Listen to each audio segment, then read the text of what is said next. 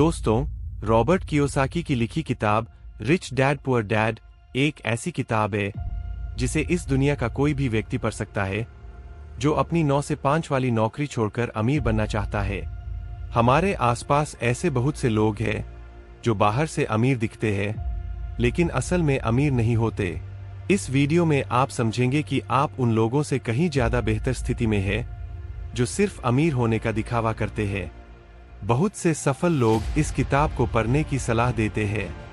मैंने खुद यह किताब करीब 19 साल पहले पढ़ी थी। यह एक बहुत मशहूर किताब है। अगर आपने भी पढ़ी है तो आप जानते होंगे कि मैं किस बारे में बात कर रहा हूँ। मैंने इसे 1999 या 2000 में पढ़ा था। तो चलिए समझते हैं इस किताब में अमीर बनने के लिए क्या कारण और तरीके बताए गए हैं। जब रॉबर्ट 9 साल के थे तब उनके अमीर दोस्त वीकेंड पर मस्ती करने के लिए अपने समुद्र किनारे वाले घर जाते थे, लेकिन उन्होंने रॉबर्ट को कभी नहीं बुलाया क्योंकि वे गरीब थे। यह बात रॉबर्ट को बहुत लगी। उन्होंने घर जाकर अपने पापा से पूछा, मैं अमीर कैसे बन सकता हूँ?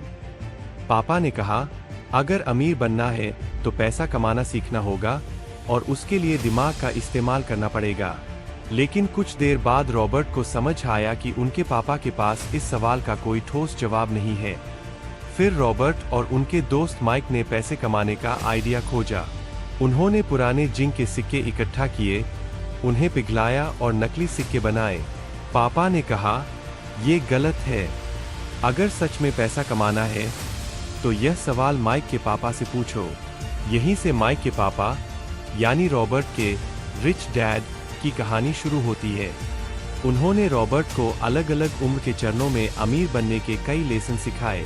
पैसे को मैनेज करना, पैसे से पैसा बनाना, गरीब लोग बार बार कौन सी गलती करते हैं और गरीब अमीर कैसे बन सकता है।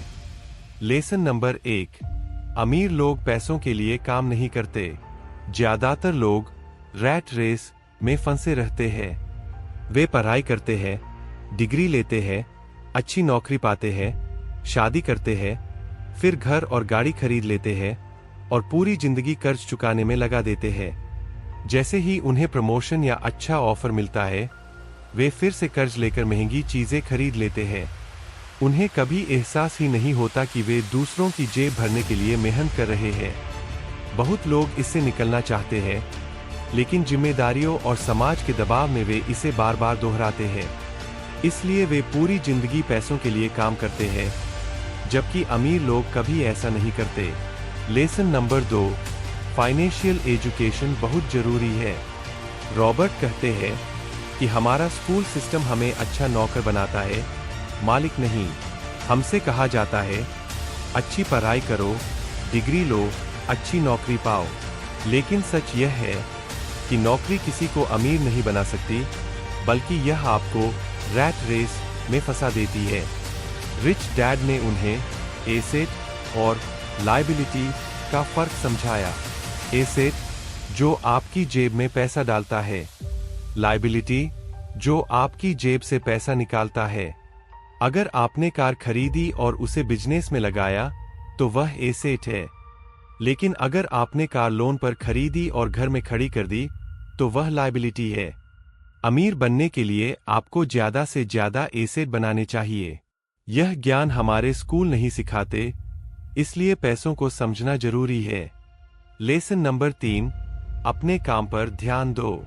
जब रॉबर्ट ने लोगों से पूछा, आप क्या करते हैं, तो जवाब मिला, मैं डॉक्टर हूँ, बैंकर हूँ, टीचर हूँ। जब उन्होंने पूछा, क्या आपका खुद का अस्पताल, बैंक या स्कूल है, तो जवाब मिला, नहीं, मैं वहां नौकरी करता हूं।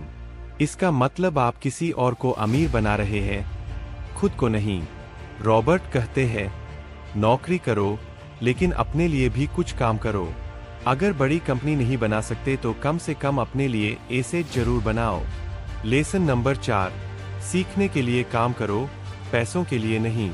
रॉबर्ट के गरीब पापा हमेशा अपनी नौकरी को लेकर टेंशन में रहते थे।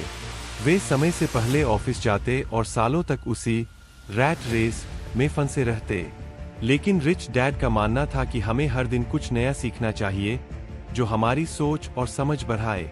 गरीब लोग पैसों के लिए काम करते हैं, जबकि अमीर लोग सीखने के लिए काम करते हैं ताकि वे बड़ा बिजनेस बना सकें।